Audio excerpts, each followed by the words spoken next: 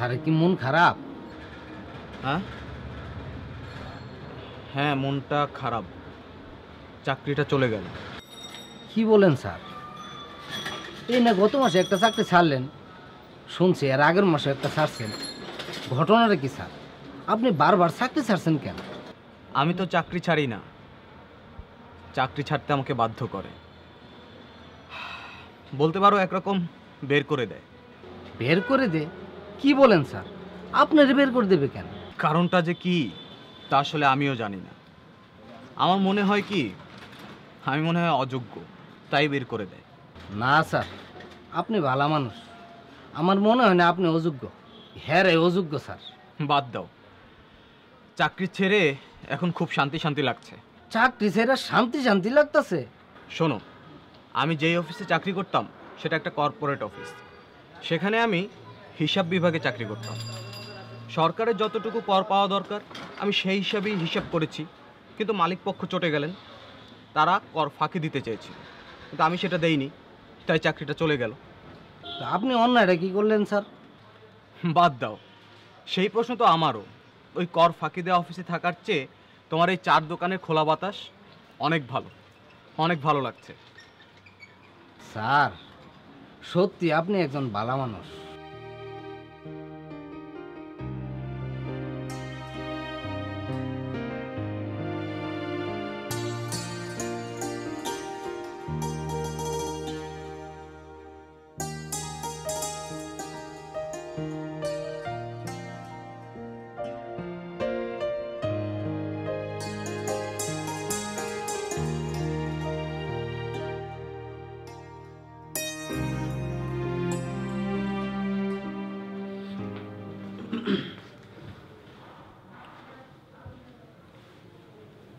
শুনলাম চাকরিটা নাকি আবার গেছে?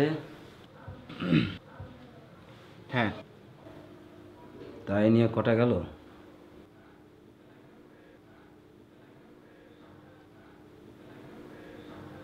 দেশে বহু মানুষ চাকরি করে, প্রায় শুনি এর ওর প্রমোশন হয়, কিন্তু আপনার কি হয়? আপনার চাকরি চলে যায়। কি অদ্ভুত! আশ্চর্য, চাকরি চলে গেলে আমি কি করব? চাকরি চলে গেলে আমি কি করব? কয়দিন পর পরই চাকরি চলে যাচ্ছে, লজ্জা করে না তোমার? লজ্জা করবে কেন? আমি কি চুরি করে ধরা পড়েছি নাকি? সব পরিবেশে মেনে নিতে পারি না, তাই চলে যেতে বলেছে। পরিবেশের দোহাই দিও না। তুমি কোনো প্রিন্স নাও যে সব পরিবেশে খাপ খাওয়াতে পারবে না। একবার হতে পারে, দুবার হতে পারে, কিন্তু 5-5বার চাকরি থেকে বিতাড়িত। একটু তো লজ্জা থাকা উচিত নাকি? দেখো বাবা, আমি কোনো অসৎ কাজ করতে পারবো না। সে যদি আমি না খেয়েও থাকি, আমি সেটা পারবো না। চুপ, একদম চুপ। কাজের বেলায় নেই বড় বড় কথা। দুর্নীতি কোথায় নেই? সবখানে দুর্নীতি। একটু মানিয়ে চললে এমন কি হয়ে যায় শুনি?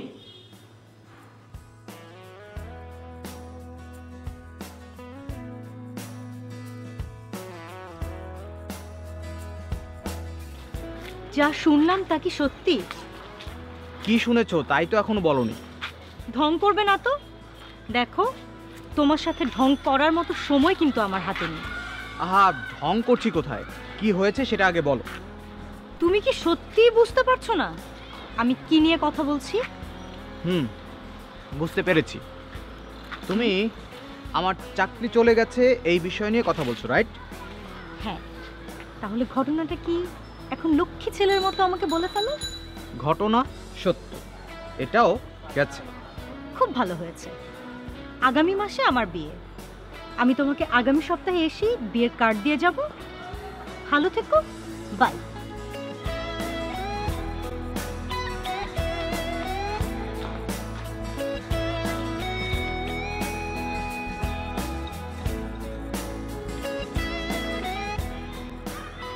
শোনো, তুমি আমাকে ডাকলে না কেন? আমি তোমাকে বললাম আগামী মাসে আমার বিয়ে। তোমার মধ্যে চিন্তা লেশমাত্র নেই। তার মানে কি তুমি এটাই চাচ্ছিলে? সেটা আমি কখন বললাম? আমি বুঝতে পেরেছি। আমাকে বিয়ে করতে চাও না বলেই তো তুমি বারবার চাকরি ছাড়ছো। আমার বুঝতে অনেক দেরি হয়ে গেছে। শোনো, আমি সেটা কখন বললাম? আর আমি ইচ্ছে করে কেন চাকরি ছাড়বো? আমার চাকরিটা করার হবে না। তাহলে কি করবে? আমার এই পরিবেশে আমি মানিয়ে নিতে আমার কষ্ট হচ্ছে। আমি নতুন একটা প্ল্যান করেছি। কি প্ল্যান শুনি? আমি একটা সিএনজি কিনব। সিএনজি কিনে সিএনজি চালিয়ে যা ইনকাম হবে তা দিয়ে তোমার আমার খুব ভালো চলে যাবে। হোয়াট? সিএনজি? হ্যাঁ, সিএনজি। তুমি কি পাগল হয়ে গেছো? পাগ- আর তাছাড়া সেখানেও তো দুর্নীতি আছে। অসহায় যাত্রীদের জিম্মি করে সেখানেও তো বাড়তি ভাড়া আদায় করা হচ্ছে। শোনো, আমার ক্ষেত্রে সেটা হবে না। আমি এখানে স্বাধীন থাকবো, সৎ থাকবো। চুপ! তুমি থাকো তোমার নীতি কথা নিয়ে। আমি চললাম, বাই।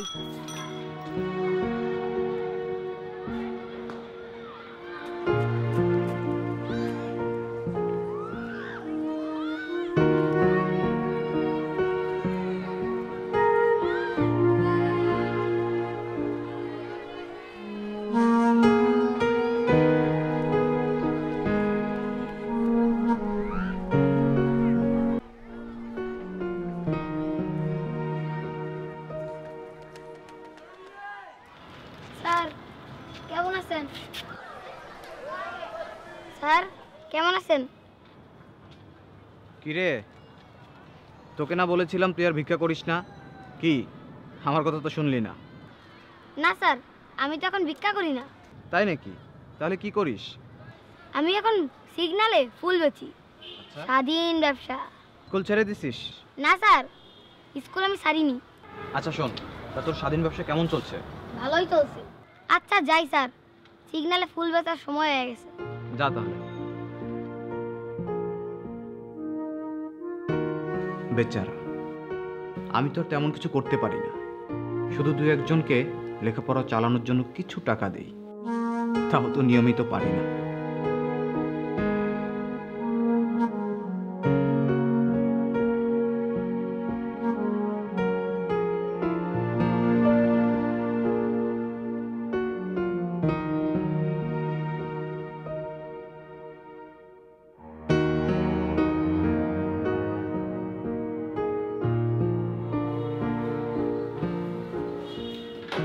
বাবা,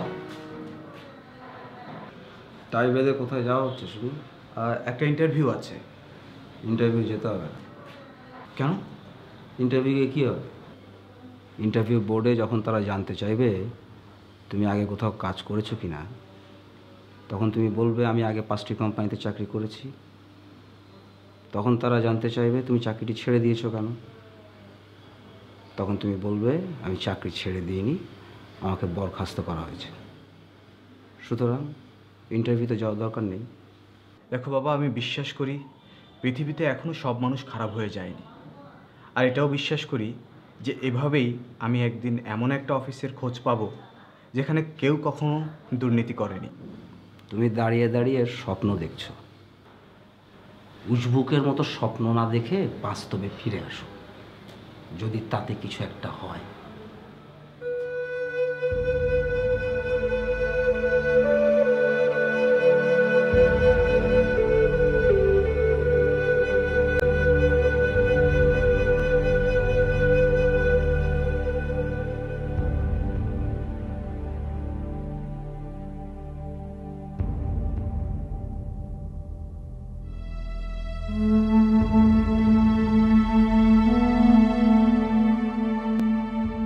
আচ্ছা, তাহলে কি বাবার কথাই ঠিক? আমি কি কখনোই একটা ভালো পরিবেশ পাবো না? তাহলে কি সমস্যাটা আমার মধ্যেই? চাকরির ক্ষেত্রে ঘটে যাওয়া সব দুর্নীতির সাথে আপোষ করে আমাকে মানিয়ে চলাটাই সমাধান? মিশুর বিয়ে হয়ে যাচ্ছে, আমি কিছুই করতে পারছি না। আমি কি তাহলে সব জায়গায় অপারগ? আমি কি সব জায়গায় অযোগ্য?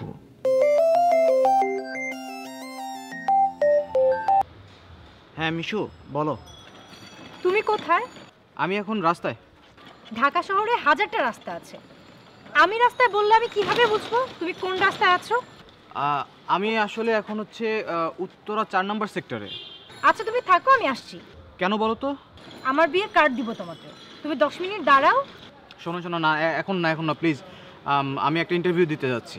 তোমার ইন্টারভিউ কখন শেষ হবে? তা তো জানি না। আচ্ছা ঠিক আছে, তোমার আসতে হবে না, তুমি থাকো। হ্যালো,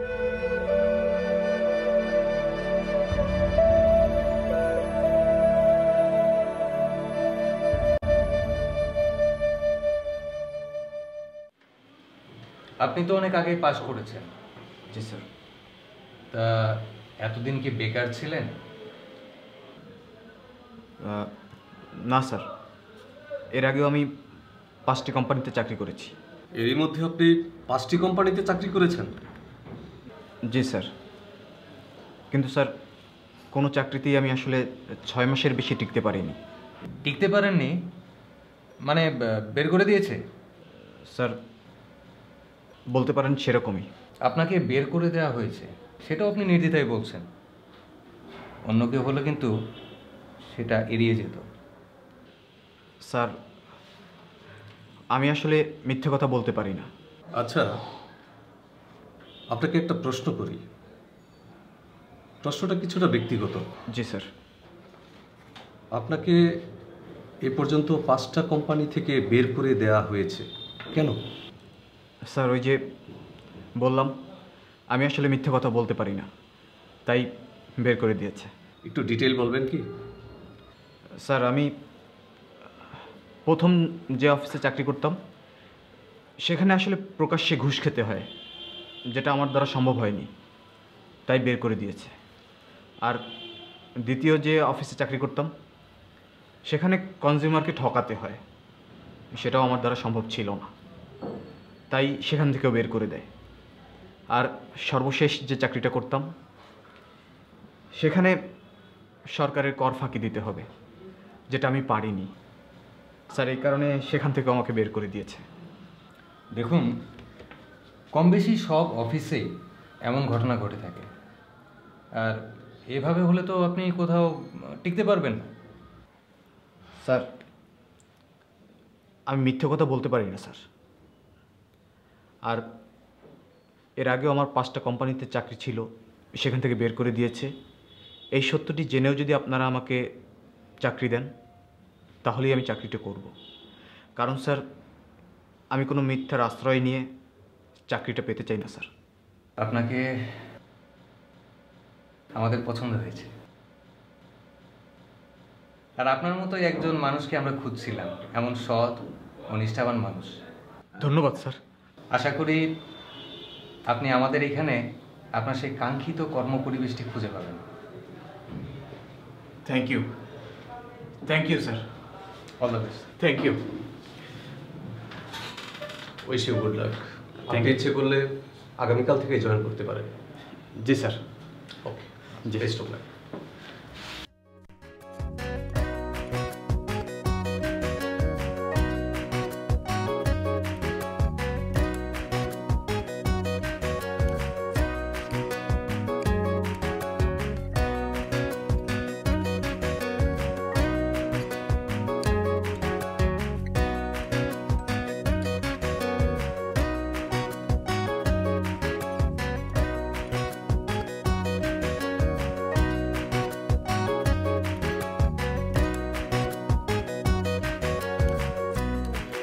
কি ব্যাপার, আবার চাকরিটা গেল নাকি?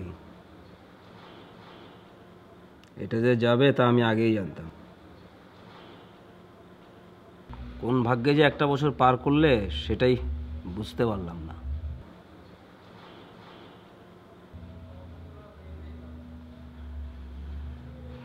যাই হোক, চাকরি গেছে, চাকরি পাওয়া যাবে।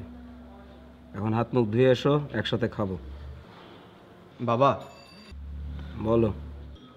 আমার একটা প্রমোশন হয়েছে,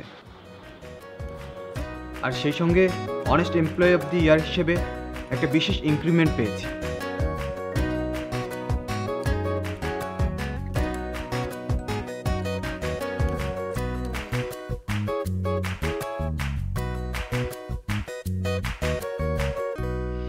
I'm really proud of you, my son.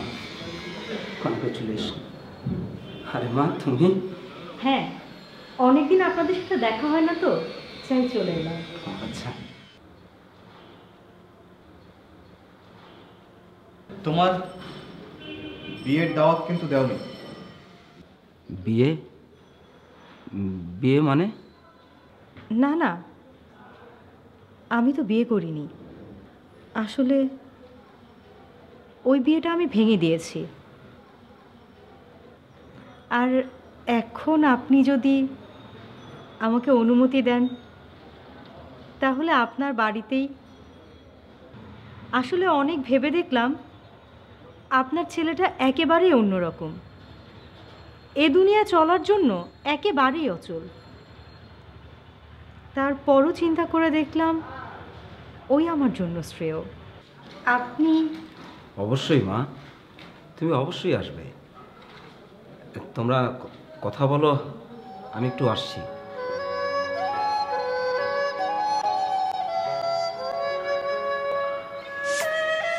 তুমি তুমি সত্যি ফিরে এলে? কি বিশ্বাস হচ্ছে না?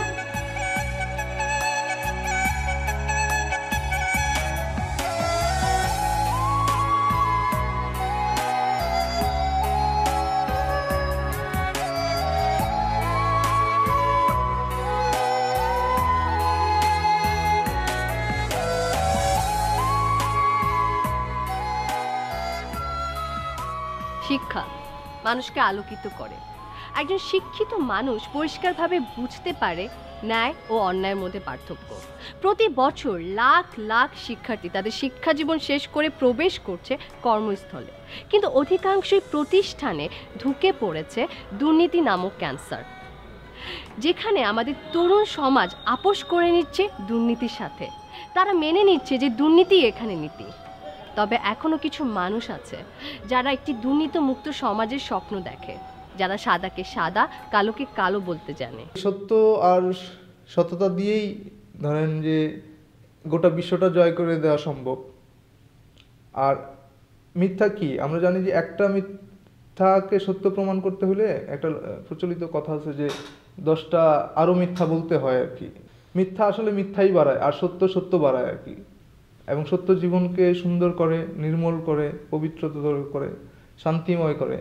আপনার যখন অনেক লোভ বাড়বে, এবং আপনার যখন অনেক উচ্চাকাঙ্ক্ষা তৈরি হবে, সেই আকাঙ্ক্ষাগুলো পূরণের জন্য আপনি অনেক মিল ফ্যাক্টরি করবেন, অনেক ধরনের জমি দখল করবেন, বন দখল করবেন, আপনি নদী দখল দূষণ করবেন, আপনি নানাভাবে আপনার নিজের জায়গাটা, ব্যক্তি স্বার্থটাকে বড় করে তোলার চেষ্টা করবেন।